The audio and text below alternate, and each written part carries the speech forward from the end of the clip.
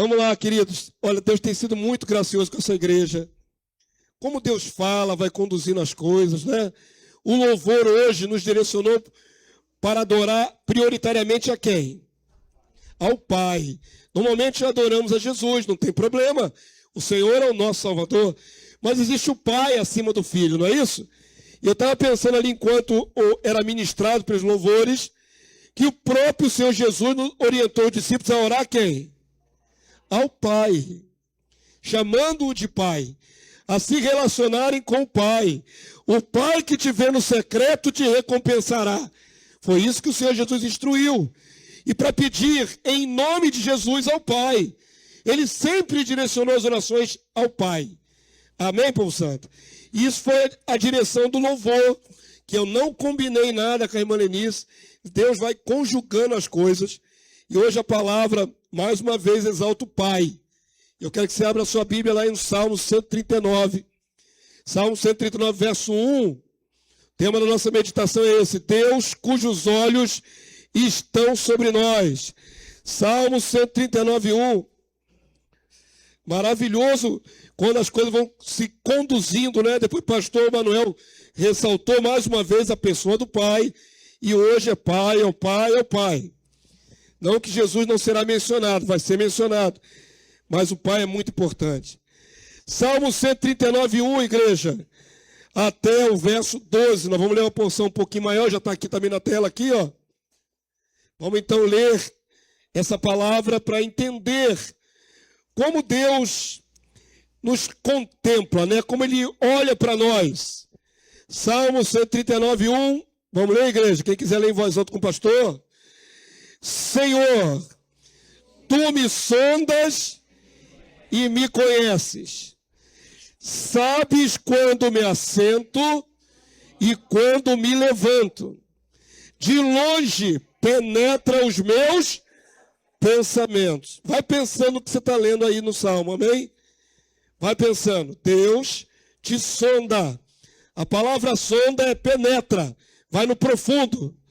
E Deus conhece o seu sentar e o seu levantar. Ou seja, tudo que você faz durante o seu dia, os olhos de Deus estão sobre a sua vida. Amém?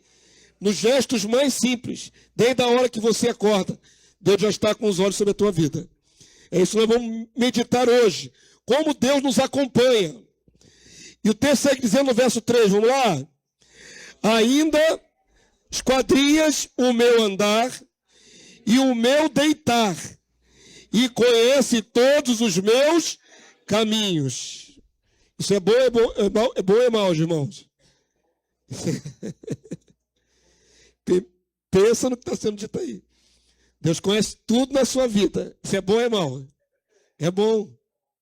É bom. Se você estiver andando correto, é bom. Amém? Olha a presença de Deus na hora que você acorda. E quando você deita. E quando você está caminhando. E o texto segue dizendo, verso 4. Ainda a palavra não me chegou à língua, e tu, Senhor, já a conheces toda. Isso combina com o Salmo no verso 2, quando diz que ele conhece os nossos pensamentos, porque não falamos nada que antes não tenhamos pensado. Vem no pensamento, sai na boca. E antes que saia na boca, Deus já conhece o que nós vamos falar. O que nós estamos pensando. Verso 5, igreja.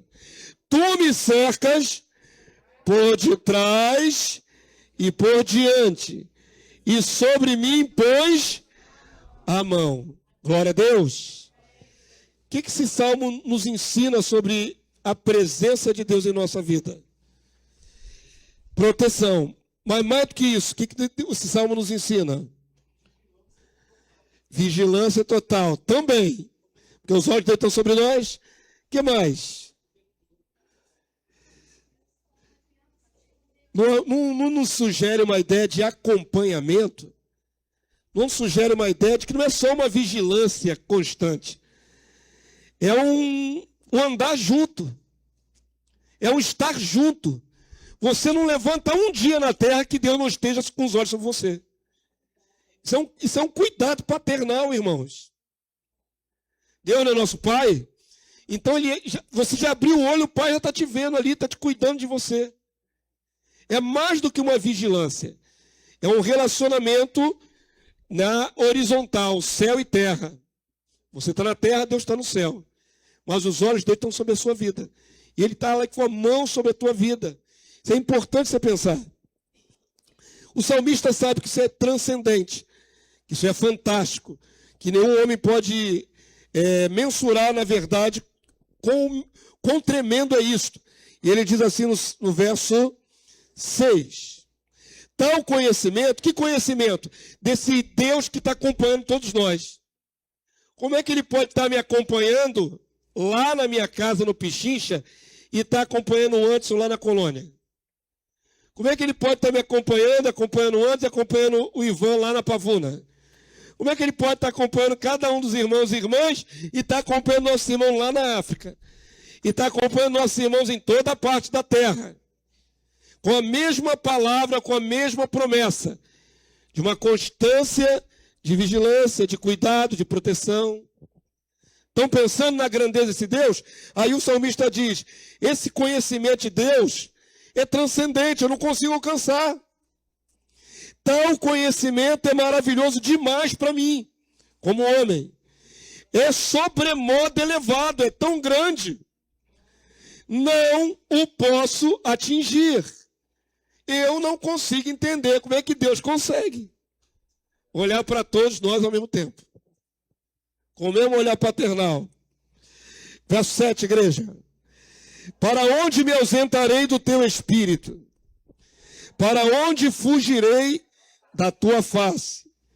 Se subo aos céus, lá estás. Se faço a minha cama no mais profundo do abismo, lá estás também. Se tomo as asas da alvorada e me detenho nos confins dos mares, ainda lá me haverá de guiar a tua mão, e a tua destra me susterá.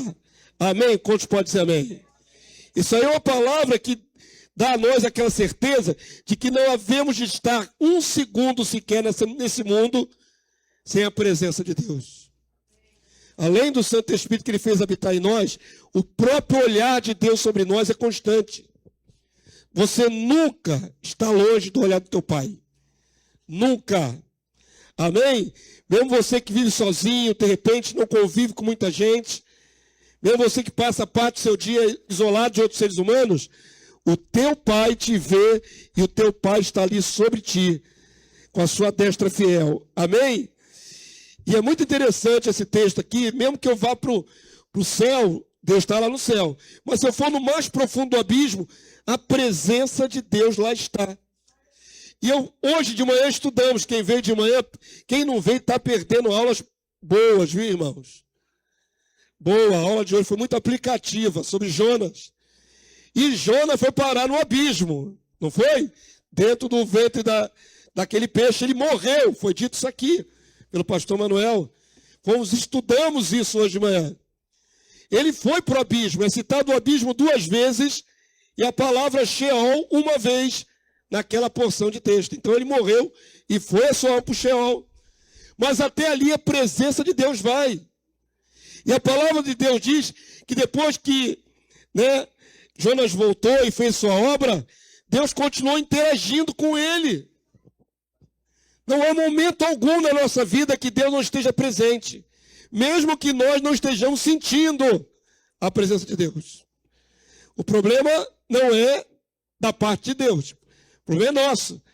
Uma certa insensibilidade ou uma carnalidade nos impede de sentir, mas isso não muda que Deus não altera o seu procedimento de nos acompanhar o tempo todo. E aí quando o profeta resolveu fugir num barco e se enfiou num porão, os olhos de Deus também estavam lá sobre ele. Não há lugar algum na face da terra que nós possamos nos ausentar da presença de Deus. E aí o texto diz assim no verso 11, se eu digo, as trevas com efeito me encobrirão, é o medo natural do ser humano das trevas, a luz ao redor de mim se fará noite, Aí o texto diz, responde, verso 12, igreja, vamos lá? Até as próprias trevas não te serão escuras. As trevas e a luz são a mesma coisa. Deus não vê com os olhos humanos, com a limitação humana. Para Deus está escuro, está claro, é tudo a mesma coisa. Então, por mais que você esteja numa situação aflitiva, e nós pensamos hoje de manhã, né? No Jó, dentro da barriga do grande peixe. Você imagina que está dentro das entranhas de um peixe, irmão? No fundo do mar. Os momentos que ele, antes dele morrer, ele teve algum tempinho, alguns segundos até morrer. Ele fez uma oração ali. Imagina a angústia.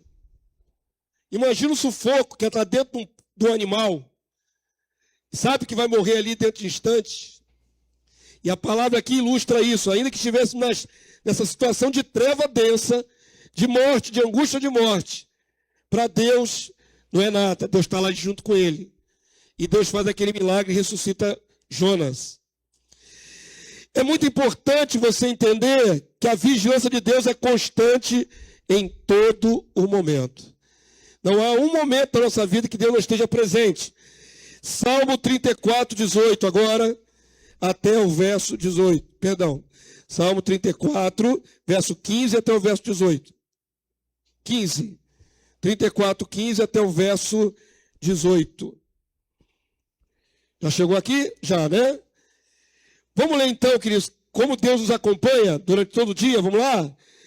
Os olhos do Senhor repousam sobre os justos, e os seus ouvidos estão abertos ao seu clamor. O rosto de Yahvé, o rosto do Senhor, está contra os que praticam o mal, para lhes extirpar da terra a memória. Verso 17. Clamam os justos, e o Senhor os escuta, e os livra de todas as suas tribulações. Verso 18 é um dos mais queridos meus, vamos lá? Perto está o Senhor dos que têm o coração quebrantado, e salva os de espírito oprimido. Irmãos, o que essa palavra nos ensina de mais importante é: não tire apenas alguns momentos para Deus, viva na presença de Deus. A gente tem que entender que a nossa relação com Deus, foi falado sobre relacionamento desde o começo desse culto com Deus. Nosso relacionamento não é religioso, não pode ser. Não pode ter hora marcada. As horas marcadas são conveniências, não é? São momentos que a gente separa na nossa rotina. Mas o nosso andar na presença de Deus é diário, toda hora, cada minuto do nosso dia. Não tem nenhum impedimento para você, logo pela manhã, falar com Deus. Não tem impedimento você no seu carro indo para o trabalho, fala com Deus. Não tem impedimento nem se você não for se distrair naquilo que você está fazendo no trabalho. Enquanto trabalha, fala com Deus. Não precisa esperar a hora do almoço. Não precisa esperar a hora que voltar em casa à noite. O tempo todo nós estamos diante do Senhor. Para bem ou para mal. Por que para mal? Porque se você não nota a presença do Senhor constante na sua vida, você vai estar carnal, você vai estar frio, você vai estar se inclinando para a carne, que é a nossa tendência, e provavelmente vai estar desagradando a Deus. Com atitudes, com pensamentos, com ações, brigando, vendo o que não presta. Cada minuto que você gasta no celular, cada minuto, cada segundo que você gasta no celular, você está fazendo isso diante do olhar atento de Deus. E aí devemos refletir. O que você anda vendo? O que você anda colocando diante dos olhos? Quantos estão entendendo? Não tem folga. Não há momentos de ausência. Não há momentos que Deus está distraído em outra parte da terra, do universo. E aquele momento você está liberado para ser carnal. Porque para bem ou para mal, os olhos dele estão sobre nós o tempo todo. Todo mundo entendeu isso? Salmo 33 agora. Salmo 33, verso 13 até o verso 19. Todas as ações nossas, e agora eu vou abrir o leque, não é só dos justos, também dos injustos. Tudo que o ser humano faz na presença de Deus. Se ele comete um crime, comete na presença de Deus. Se ele comete uma ofensa, comete na presença de Deus. Deus contempla 8 bilhões de seres humanos o tempo todo fazendo coisas, muitas delas negativas. O tempo todo. Eu queria que você pensasse agora como é transcendente, é muito além da nossa compreensão. Como é que um Deus consegue ver 8 bilhões de pessoas ao mesmo tempo, simultaneamente? Esse é o poder do nosso Deus. Ele não é um Deus limitado, que só pode dar atenção a uma parte da humanidade porque está ocupado. Ele não tem poder para ver tudo. Ele vê tudo e todos ao mesmo tempo. Contempla todos os homens. Isso deve trazer temor ao nosso coração e instruir outros a ter temor também. Olha aí que está escrito aí no Salmo 33, 13, igreja. Até o 19. Vamos ler?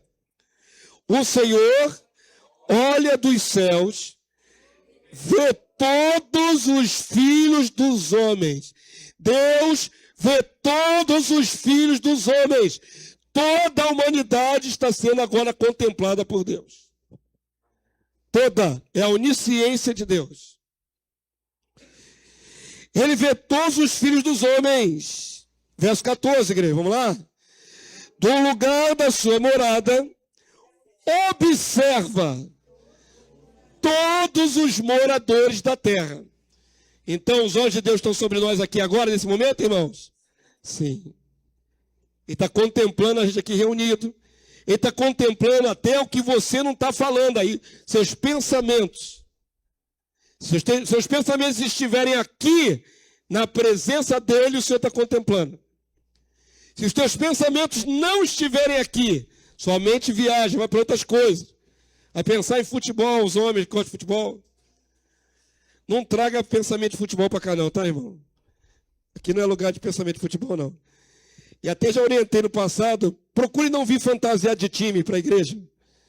Aquela camisa do Flamengo que você gosta, vem não. Flamengo, Botafogo, Vasco, todos eles. Porque quando estamos reunidos aqui, nós estamos ofertando a Deus nosso culto racional, amém? Não é hora de distrações.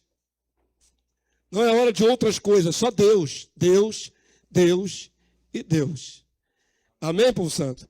Parei com o versículo 14 que eu li, não é? Verso 15 agora, igreja. Ele que forma o coração de todos eles, que contempla todas as suas obras. Deus vê o tempo todo, Deus observa o tempo todo e Deus contempla as ações dos homens o tempo todo. Verso 16. Ele vai especificar agora. Não há rei que se salve com o poder dos seus exércitos. Nem por sua muita força se livra o valente. O cavalo não garante vitória a despeito de sua grande força. A ninguém pode livrar. Agora lê comigo o verso 18, vamos lá? Isso é o que nos interessa. Eis que os olhos do Senhor estão sobre os que o temem, sobre os que esperam na sua misericórdia, para livrar-lhes a alma da morte e no tempo da fome conservar-lhes a vida. Quantos podem dizer amém? Ao mesmo tempo que Deus olha para 8 bilhões de formiguinhas na terra, em especial ele olha para os que o temem. Quem está na presença de Deus com santo temor tem uma observação mais, digamos assim, mais particular.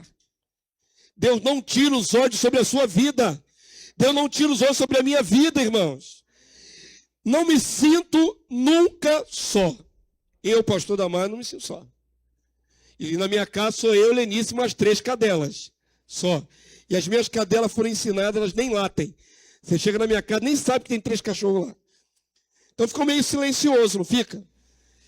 Mas todos os momentos que eu estou na minha vida, interagindo com a minha esposa ou não, eu nunca esqueço que eu estou diante de Deus. Nunca. Não tenho aquela ideia de que vou pensar em Deus num dado momento do meu dia. Eu acordo pensando em Deus, eu caminho pensando em Deus, eu tomo café pensando em Deus, Eu vou fazer minhas tarefas pensando em Deus. Eu vou na rua, dirijo o carro pensando em Deus. Volto para casa pensando em Deus. E à noite durmo, mais uma vez antes de dormir, pensando em Deus. Amém? Eu não estou falando isso para parecer que sou super espiritual, não. É a minha sensação, não tenho outra vida. Eu não tenho departamentos na minha vida. A minha vida espiritual, minha vida secular, minha vida... Não tem vários departamentos, é uma vida só. E ela toda está diante de Deus. Quantos podem dizer amém? Eu falei que para bem ou para mal, né? Tem um texto que não é dos Salmos, é lá do Novo Testamento, Hebreus 4:13. Por favor, aí, Hebreus 4:13. Se Deus o tempo todo olha para o coração humano e olha para as suas ações, Ele ao mesmo tempo se alegra com uma parte da humanidade que está em temor, e ao mesmo tempo Ele se desgosta da maioria que está sem temor, cometendo coisas erradas, cometendo assassinatos, cometendo outras coisas. Então imagina que na mente de Deus, um Deus todo-poderoso, Ele consegue visualizar a todos. Mas isso tem um preço. Vamos lá. Hebreus 4:13. Vamos lá? Leia comigo quem puder. E não há criatura alguma encoberta diante dele. A tradução está errada? Hebreus 4:13 não é isso, não? Tá. É a tradução que está diferente. É que esse aqui eu busquei na internet. Aí veio na revista corrigida, eu acho. Vamos ler aqui como está aqui, ó. Essa aqui é a revista atualizada, não é? É. Eu destaquei esse texto na revista corrigida. Vamos ler aqui como está aqui, vamos lá? E não há criatura que não seja manifesta na sua presença. Pelo contrário, todas as coisas estão descobertas e patentes aos olhos daquele a quem temos de prestar contas. Isso é fato. Tudo que fazemos, tudo que pensamos, e tem coisas que não são assim nem fáceis de contemplar. Por exemplo, um sentimento no seu coração. Os outros seres humanos não vão saber o que você está pensando. O que você está sentindo? Você está sentindo inveja de alguém? Você está sentindo rancor, raiva de alguém? As pessoas em redor não estão vendo. Você não se manifestou, você não fez nenhuma atitude. Mas Deus está olhando lá dentro e está contemplando tudo que você pensa e faz. Quantos entenderam? Não é só ações, mas contemplando tudo. Nós estamos completamente abertos diante de Deus. Não há nada encoberto diante do Deus vivo. Nada, não existe nada encoberto. Deus contempla tudo. Isso tem que trazer a nós muito temor, porque haveremos de prestar contas para Deus. Mas Deus te agrada daqueles que estão com o coração correto. Tem prazer neles. Abre, por favor, agora, livro do profeta Isaías, capítulo 57, verso 15. Isaías 57, verso 15. Eu falei do futebol agora mais cedo, mas eu não tenho nada contra não, viu, irmãos? Não tenho nada contra vocês verem futebol não, tá? Futebol é coisa mundana. Futebol é de Deus? Vamos ver se você... Vamos fazer uma enquete aqui rapidinho. Quantos acham que futebol é de Deus? Levanta a mão. Futebol é de Deus? Futebol é o quê? Mundano. É do mundo, é do homem. Futebol, não importa. Mas tem lá um monte de evangélico na seleção brasileira. E aí? Você acha que Deus fica torcendo por um time ou outro? Você acha que Deus interage na hora que chuta uma bola e dá uma desviadinha com o anjo assim para a bola não entrar? Você acha que Deus se importa com a Copa do Mundo? Vocês acham que Deus tem alguma coisa a ver com isso? Isso é coisa humana. Coisa de homens. Tem nada a ver com Deus. Aí semana passada puseram um post lá na internet, eu até reproduzi na minha página do Facebook. Um pastor falando para as igrejas não se reunirem nos seus espaços para ver jogo. Porque seria idolatria. É fato. Se é entretenimento, é entretenimento. Mas tem que lembrar que está fazendo tudo na presença de Deus. Entretenimento, entretenimento, irmão. Não dá para misturar as coisas. Não dá para misturar as coisas. Então não fica pensando que Deus se mete com coisa mundana, porque Deus não se mete com coisa mundana. Deus não tem nada a ver com isso. E festa junina? Deus tem a ver alguma coisa com festa junina? Não. Mas se você quiser ir numa festa junina, o problema é teu. É você e Deus. Ah, pastor, eu quero tanto ir na festa junina, vai. Vai lá. Você quer o que na festa junina? Comer um quentão? É comer ou beber? Nem sei. Beber, né? É para beber. Você quer comer salsichão lá na festa junina? Comer um curau? O que você quer comer lá na festa junina? Oi? O pior é que Deus está junto. Tudo que fazemos, Deus está junto, irmãos. Não adianta, você não tem para onde se esconder. Cada escolha tua é na presença do Deus vivo. Se você estiver jogando viciadamente na internet, você está fazendo isso na presença do Deus vivo, não tem jeito. E você vai prestar contas. Então, deixa a igreja sempre muito à vontade. Eu reproduzi a postagem do pastor lá como advertência. Mas eu não vou ficar fiscalizando ninguém. Aliás, eu vi o finalzinho do jogo ontem, finalzinho. Porque eu estava sentindo muito silêncio. Eu falei, pô, não saiu um fogo nem nada. Deve estar perdendo. Aí na hora que eu liguei, estava faltando uns 10 minutos. Perda de tempo da minha vida foi aqueles 10 minutos. Que jogo ruim. Que péssimo. Péssimo. Eu não estou exagerando não, porque eu fui torcedor desde a década de 78. Eu me lembro da Copa de 78. Eu me lembro da 78, 82, 86, 90. Se você puser do lado assim para comparar, não tem comparação. Quem gosta de futebol. Então eu não estou falando uma coisa que eu não vi. Eu vi 10 minutos e me enjoou de tão ruim que era. Vocês acham que eu vou ficar preocupado com o jogo? Ficar vendo o jogo? Vou perder tempo. Vou ficar com raiva até. Jogo ruim. Então fique à vontade que o pastor de vocês não cerceia nada. Eu só oriento. Mas lembre-se, tudo que você faz é na presença de Deus. E se você trocar Deus, os momentos que você separaria para Deus, para qualquer outra coisa, aí vira idolatria. Qualquer coisa que colocamos no lugar de Deus é idolatria, irmãos. Isso é fato. Deus tem toda, não é, a primazia na nossa vida. Amém, povo santo? Vamos lá para outro texto. Já lemos Isaías 57? Não, então vamos lê-lo. Vamos lá? Porque assim diz o alto, o sublime, que habita a eternidade, o qual tem o nome de santo. Habito no alto e santo lugar, mas habito também com o contrito e abatido de espírito, para vivificar o espírito dos abatidos e vivificar o coração dos contritos. Eu acho isso muito interessante, é como se Deus preferisse os quebrantados. Há uma preferência de Deus pelos quebrantados. Nada contra ficar feliz, alegre, ficar leve.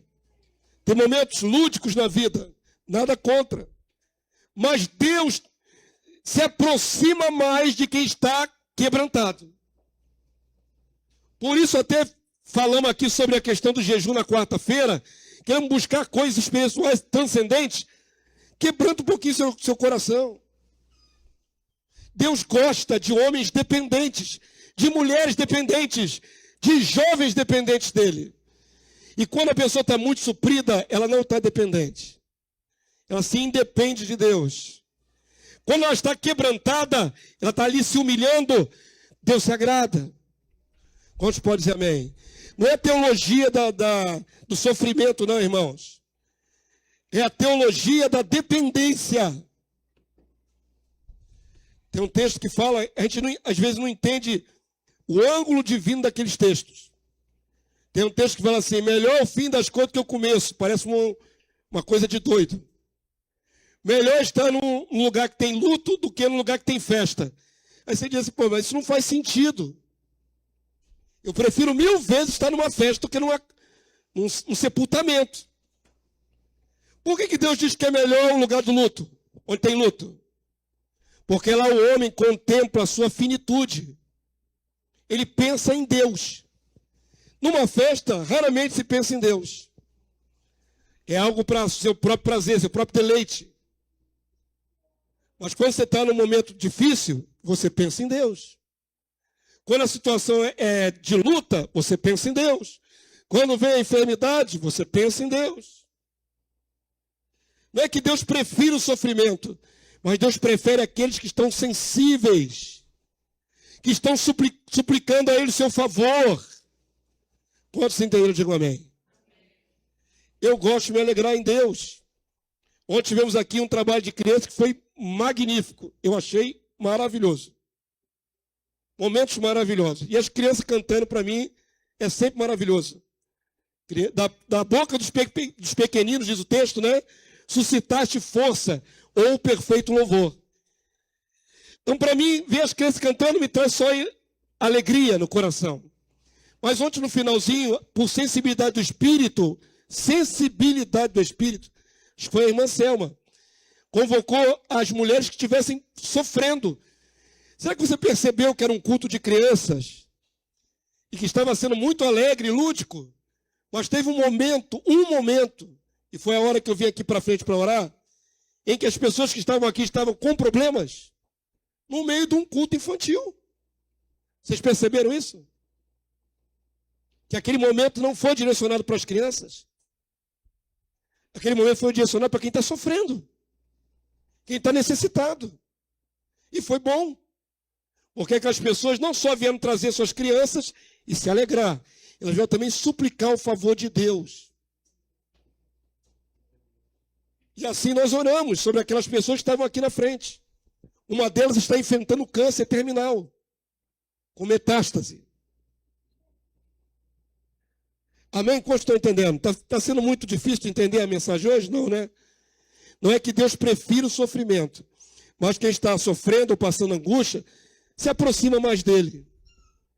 E nós precisamos nos aproximar mais de Deus, irmãos. Abre, por favor, sua Bíblia. Agora em Isaías 66, verso 1. Isaías 66, verso 1.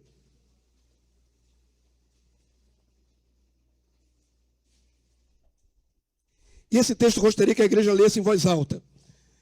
O salmista, inspirado pelo Espírito Santo, fala na primeira pessoa como sendo o próprio Deus. É como se Deus estivesse usando o vaso dele para falar. Vamos ler na primeira pessoa? Na verdade, não é na primeira pessoa, mas fala de uma maneira como se Deus... na primeira pessoa, sim. Isaías 66, 1. Vamos lá? Lê comigo. Assim diz Yahvé. Agora é o próprio Deus colocando palavras na mente, no coração do salmista. Vamos lá?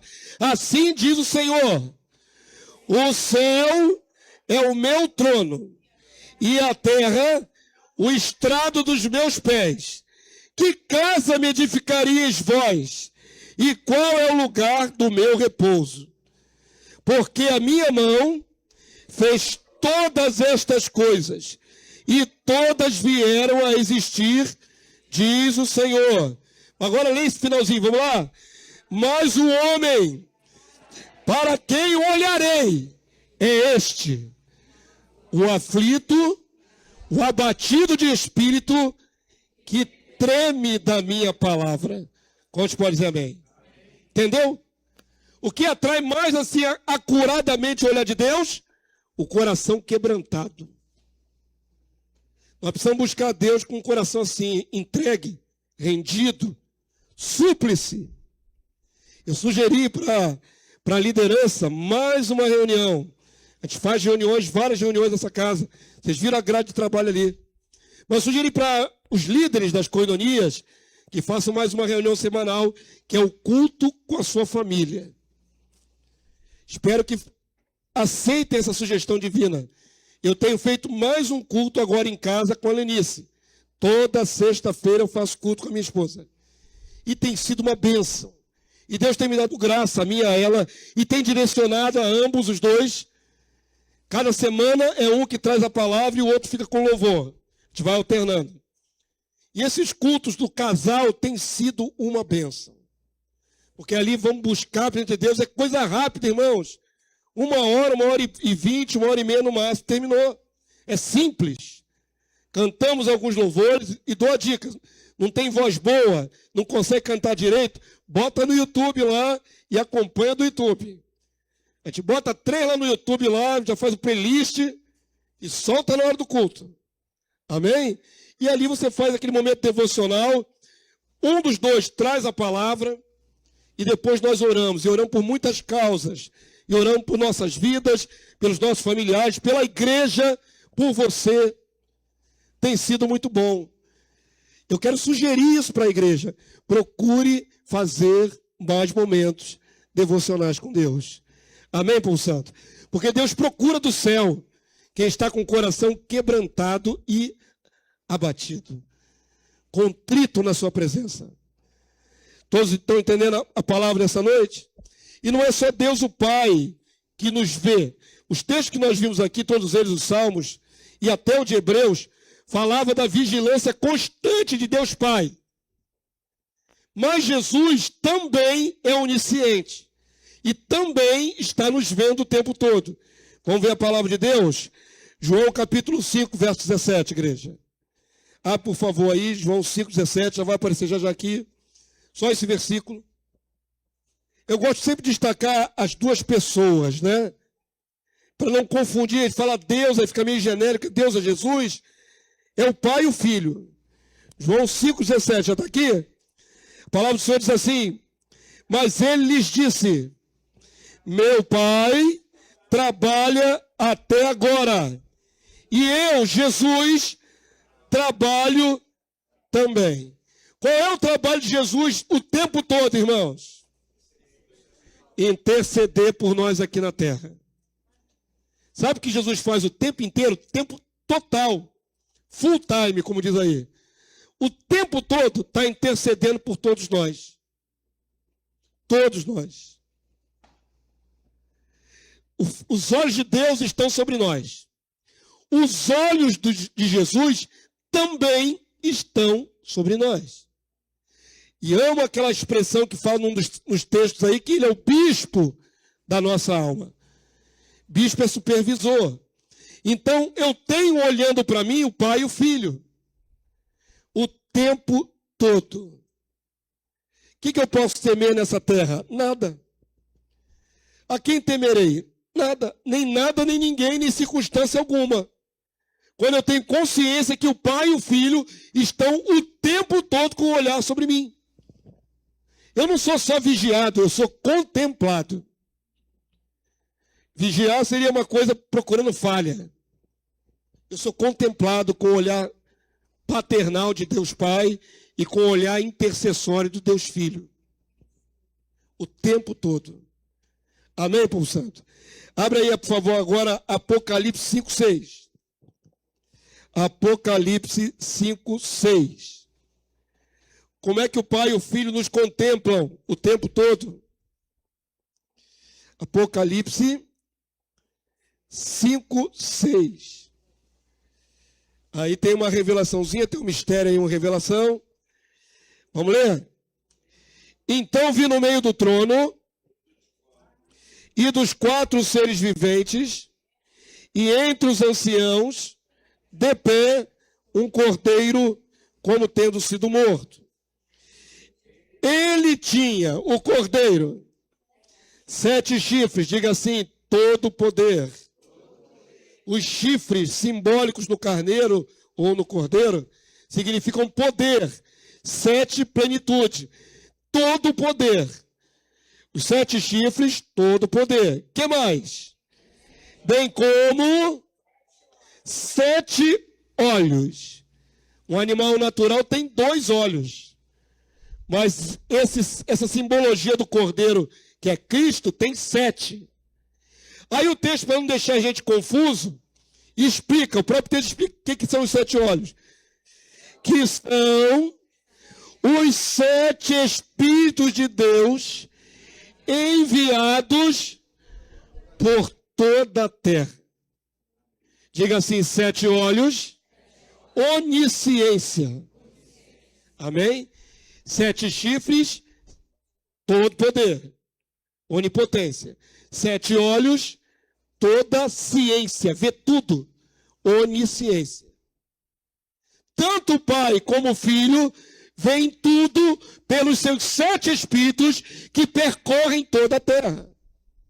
Não há nada fora do olhar de Deus em todo tempo, em todo momento, em todo cantinho desse planeta.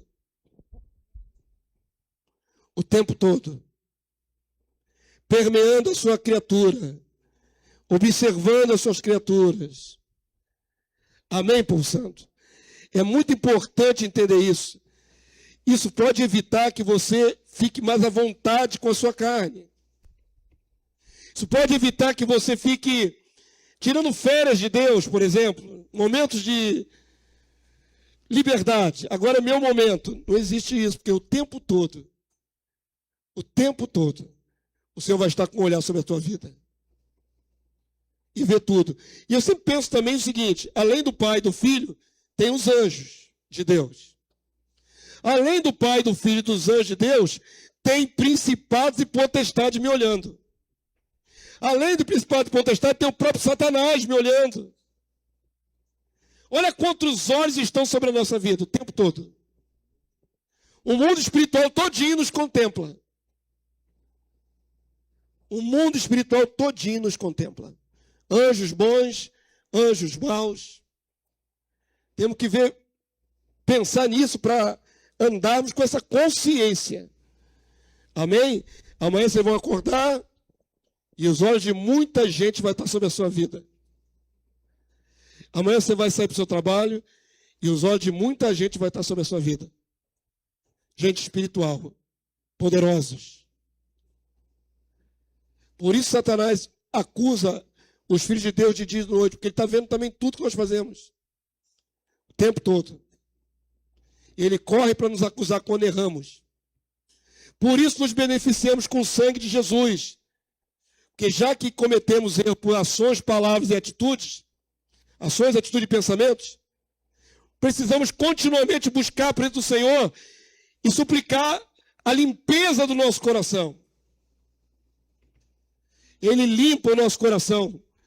Você cometeu um erro, se arrepende, ora ao Senhor e vem essa justificação imediata. A palavra de Deus diz que o sangue de Jesus nos purifica a consciência do pecado. Precisamos disso o tempo todo, igreja. Sabe como é que se vence Satanás? Diz lá o Apocalipse. Eles, pois, venceram por causa do testemunho que deram e por causa do sangue do Cordeiro. O sangue do Cordeiro é nossa proteção. O sangue derramado naquela cruz é que nos justifica todos os dias. Tem o amor de Deus, a misericórdia do Pai e o sangue do Cordeiro incidindo sobre a minha vida e sobre a sua vida. A justificativa da minha vida, a justificação, vem do justo. Eu sou justificado pelo justo. O justo é Jesus. O único justo. Que me torna justo também. Por último aí em Tiago capítulo 4, verso 5. Tiago 4, 5. Os olhos de Deus estão sobre nós o tempo todo. Os olhos de Cristo estão sobre nós. Mas o Senhor foi levantado para nosso favor, como advogado de defesa. Tiago 4, verso 5, nós vamos ler até o verso 10.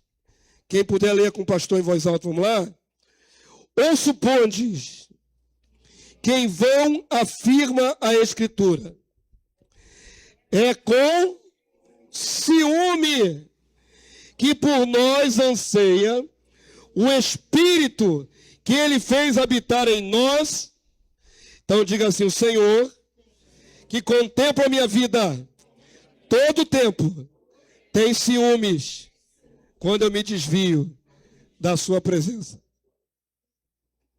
Não é ciúmes? Ele queria que você tivesse focado nele. Você foca em outra coisa, Deus fica com ciúme. Tirou seu coração de Deus, botou em outra coisa, já dividiu o coração. Ele tem ciúmes.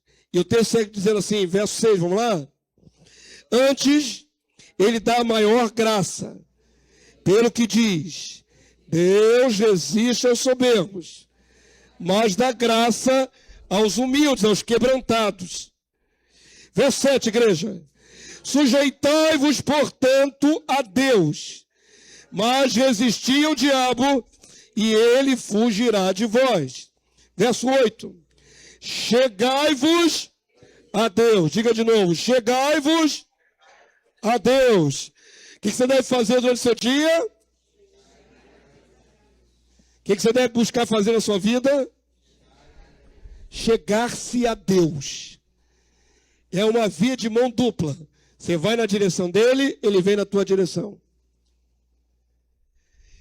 Tem que entender que não é campanha. Não estão fazendo campanha de 7 semanas de oração, não é isso. Tem que entender que não é a forçação de barra, é relacionamento. Tem que ser prazeroso buscar a Deus, não pode ser penoso. Sabe por que às vezes é penoso? Porque nós temos natureza humana caída e ela não quer fazer oração. A palavra é clara, em nós milita a carne contra o Espírito de Deus. Essa luta é constante. Até para vir para as reuniões dos santos, há luta no nosso interior. Com certeza há. Entenda isso. Buscar a Deus tem que ser porque você quer ter mais relacionamento com seu pai. Buscar a Deus tem que ser uma prática não religiosa, não porque foi imposto para você isso, mas porque você precisa disso. Eu preciso estar em comunhão com meu pai.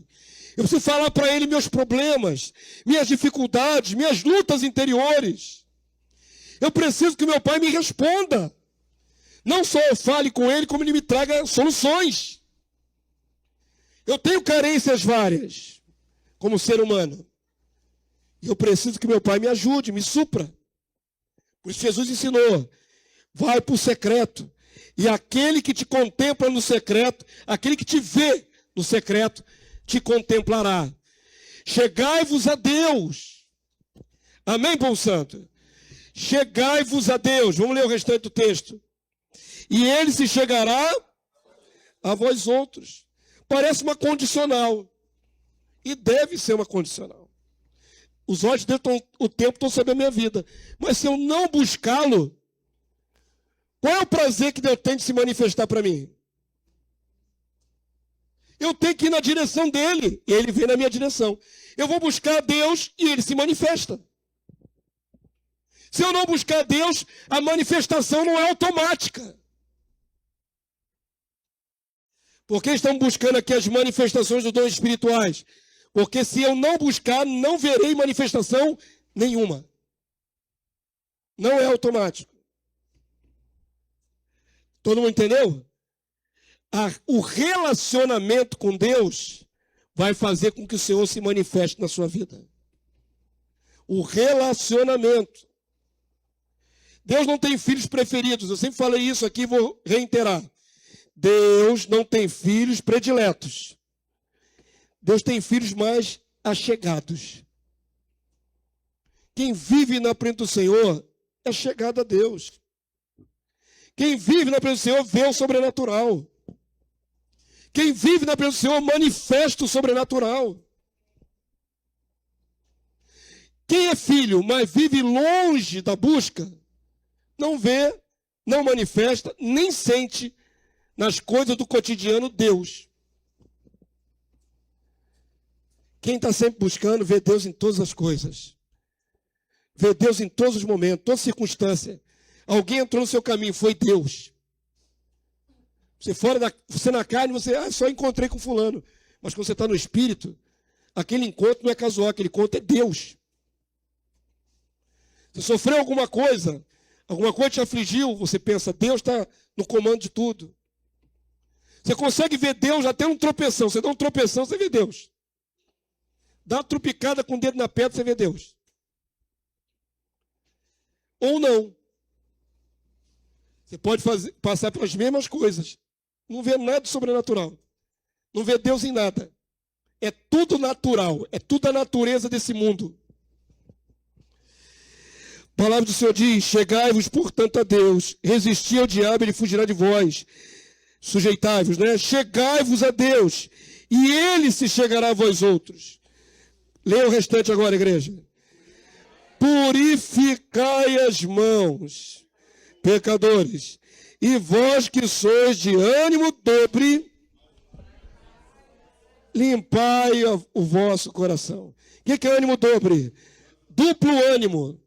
Uma hora, um jeito. Outra hora, de outro jeito. Uma hora, cheio de vontade de buscar a Deus. Outra hora, vontade nenhuma. É assim. Nós somos essa dualidade, essa contradição ambulante. Limpa o seu coração. Busca a Deus. E Ele vai se chegar a você. E você vai ver Deus em tudo. E você vai ver Deus movimentando-se a teu favor. E vai ver milagres. Se não buscar, irmão, com o coração dobre, com dois pensamentos, pensando no culto e pensando no jogo da seleção brasileira, você não vai ganhar nada. Nem eles vão ganhar, nem você vai ganhar nada.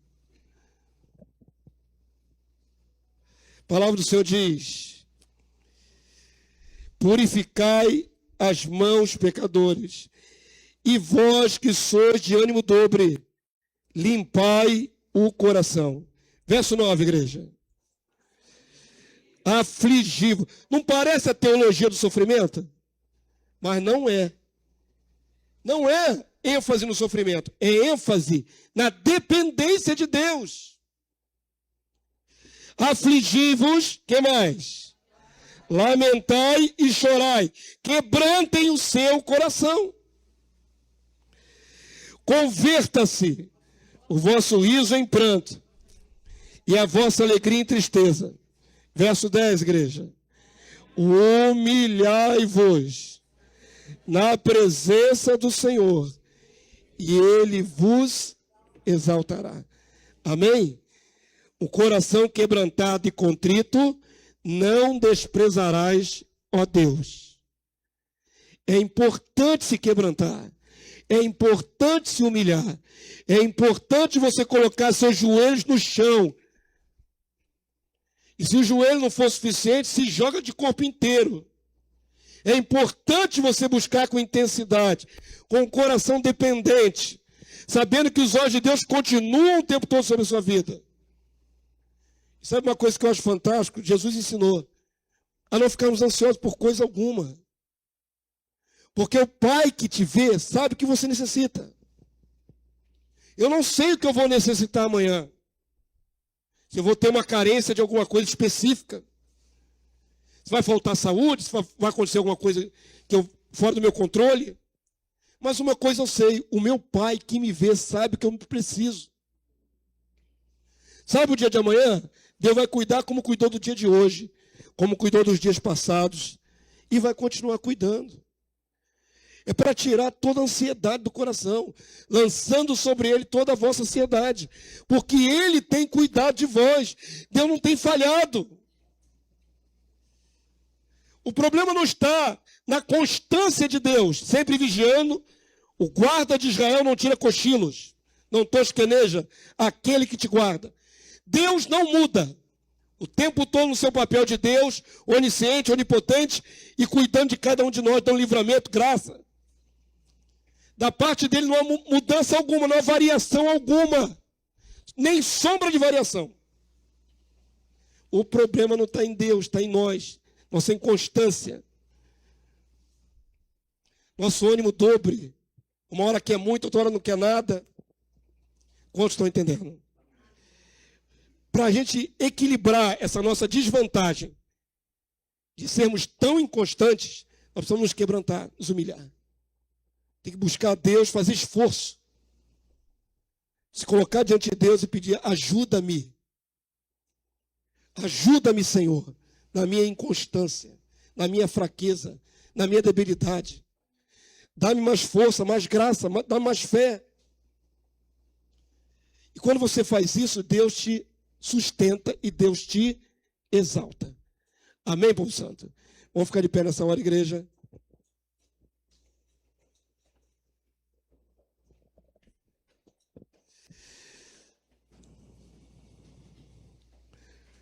Glórias a Deus.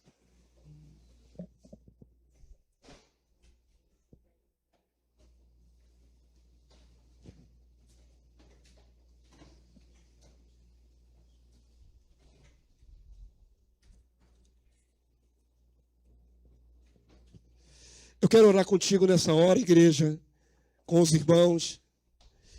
Se você entendeu essa mensagem, se você entendeu a constância de Deus na sua vida, como Ele quer você mais para perto dEle, se você entendeu que nós temos dificuldade de manter essa constância, vamos pedir ao Senhor nessa noite que nos dê essa graça, de uma maior constância, de uma maior quebrantamento na sua presença. Em nome de Jesus. Glória a Deus. Não precisa chamar a equipe de louvor, não. Não precisa, não. Então vamos orar. O que vamos fazer agora no final é orar. Mas orar com sinceridade. Amém? Vamos pedir a Deus com sinceridade. Quebranta o meu coração. Quebranta o meu coração. Meu enganoso coração. Meu coração que se desvia o tempo todo. Que é facilmente levado, não é, para um lado e para o outro, pelas distrações. Estamos precisando, igreja, não tem como pedir dons espirituais e andarmos na mesma pegada. Nós temos que melhorar isso. Temos que melhorar a nossa comunhão com Deus. Em nome de Jesus. Amém? Vamos pedir a isso ao Senhor nessa noite? Senhor, nós queremos te bendizer nesta hora, depois de ouvirmos a tua santa palavra. A tua palavra nos revela, Senhor, que tu és um Deus onipotente. Tu és um Deus onipresente. Tudo vê. Tudo contempla aqui no mundo dos viventes. E os teus olhos, meu Deus, estão sobre nós. Os teus justos, os filhos que o Senhor escolheu através de Cristo, como filhos da adoção. O Senhor nos escolheu. O Senhor nos atraiu. O Senhor nos perdoou. O Senhor nos levou a Jesus para recebermos perdão. E nós viemos, Senhor, e temos andado na sua presença ano após ano, dia após dia. Mas tu conheces a nossa estrutura, meu Deus. Tu sabes como somos oscilantes, como somos difíceis de manejo, como temos o coração às vezes empedernidos em algumas áreas da nossa vida. Mas nós clamamos agora em nome do Senhor Jesus. Quebranta o nosso coração, meu Deus.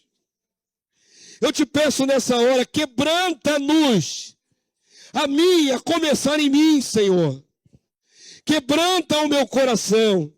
Que eu não ande na terra dos viventes sem a tua percepção. Sem perceber que o Senhor está comigo o tempo todo. Sem perceber que tu estás vigiando meus pensamentos, meus sentimentos, minhas ações. Senhor, que aquele que anda apenas debaixo da tua misericórdia possa receber também graça. Nós precisamos da tua graça, nosso Deus. Nós precisamos da tua graça para vivermos em constante dependência do Senhor. Derrama mais graça sobre nós, Senhor, nos aperfeiçoa. Leva-nos além, como cantamos nesta noite. Leva-nos a ir mais fundo. Que o nosso relacionamento com o Senhor não seja superficial. Que ele não seja de momentos. Que ele não seja de horas programadas. Mas que seja o tempo todo, Senhor. Que o nosso coração se incline na tua presença. E não só o nosso coração, o nosso corpo também. Que possamos nos prostrar diante do Senhor. O Senhor nos leva, Senhor, a andar numa posição que nos favoreça diante de ti.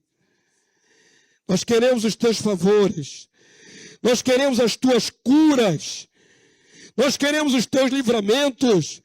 Nós queremos as tuas provisões materiais. Nós queremos, Senhor, que tu nos uses como vasos na terra. Mas a condicional é o coração quebrantado. É o coração contrito na tua presença. Senhor, dá-nos a capacidade de sermos sinceros, Senhor. Sermos sinceros, não fingidos. Tu sondas e conheces cada coração aqui presente. Nós olhamos o rosto do nosso irmão e só vemos o exterior, mas tu conheces o interior.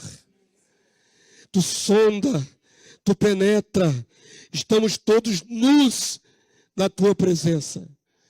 Nada podemos te ocultar, nenhum pecado, nenhum vício, nenhum pensamento maligno. Tudo está diante do Senhor. Que até o nosso pensamento seja agradável a Ti, nosso Deus. Que o meditar do nosso coração seja agradável na Tua presença. Aquilo que colocamos no nosso coração, Senhor, como entretenimento, para passar o tempo, não seja maligno, Senhor. Não venha contaminar nosso ser. Não venha depor contra a Tua justiça, contra o Teu caráter. Meu Deus, eu clamo em nome de Jesus, que não vivamos de aparência, mas andemos sinceros na Tua presença, vivendo de verdade, Senhor, a Tua palavra, em espírito e em verdade. Abençoa-nos, Senhor, toca o nosso coração, quando estivermos desviando da Tua vontade, quando estivermos insensíveis, toca o nosso coração. Usa os Teus meios, meu Deus. Tu tens muitos meios de nos trazer de volta para o centro da Tua vontade. Envia a Tua palavra. Envia os Teus anjos. Envia um vaso. Envia alguém, Senhor. Mas não permita que vivamos alheio à Tua vontade. Ajuda-nos, Deus. Eu te clamo nesta noite. Eu quero ser completamente moldado por Ti. Somos o barro, Tu és o oleiro. Somos o barro e Tu és o dono do vaso. Tu dá a forma que o Senhor quer, para teu uso exclusivo. Não vivemos para nós mesmos, Senhor.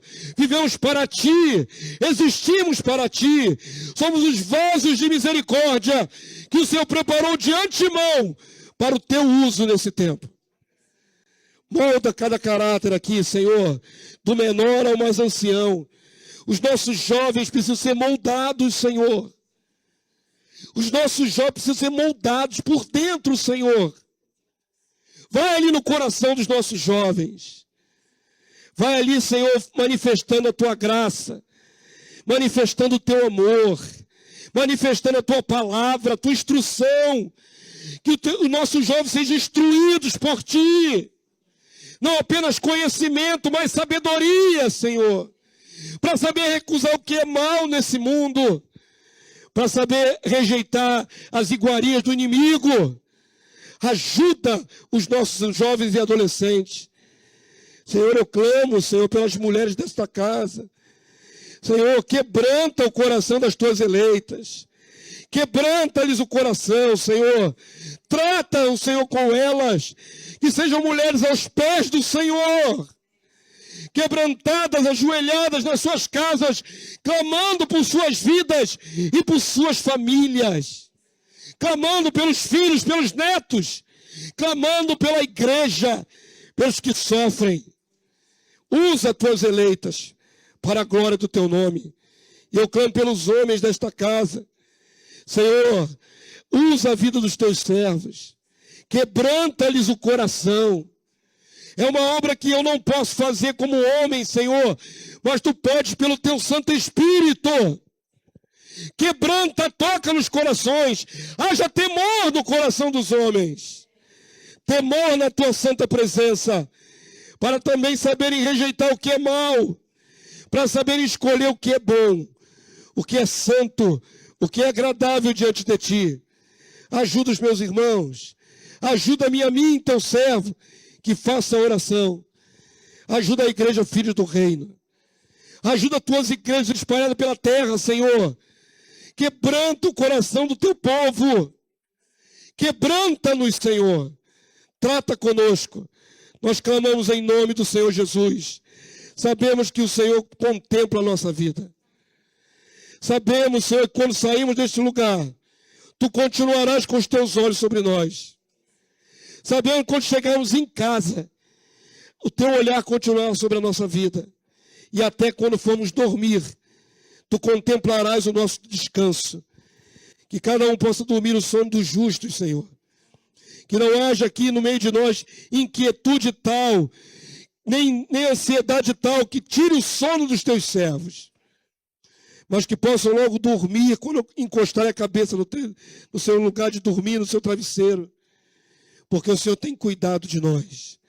Somos gratos pelo teu cuidado.